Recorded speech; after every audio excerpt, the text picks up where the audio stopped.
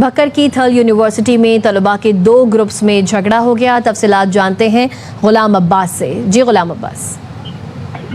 جی بالکل، یہ تھل یونیورسٹی بھکر میں حال ہی میں جو ہے یہ یونیورسٹی کا اس کو درجہ ملا ہے. تو اس پہلے یہ کیمپس تھا سرگودا یونیورسٹی کا.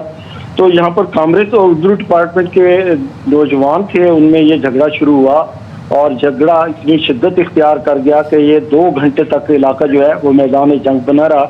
اور اس حوالے سے سیکورٹی اہلکار ایک طرف کھڑے تماشا دیکھتے رہے، کسی نے بھی اس میں مداخلت نہیں کی.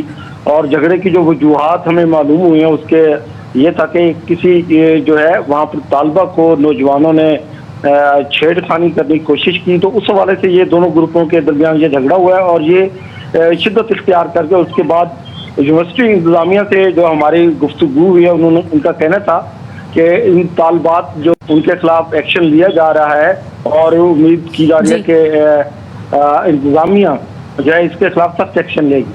غلام عباس اپڈیٹ کر رہے تھے، شکریہ.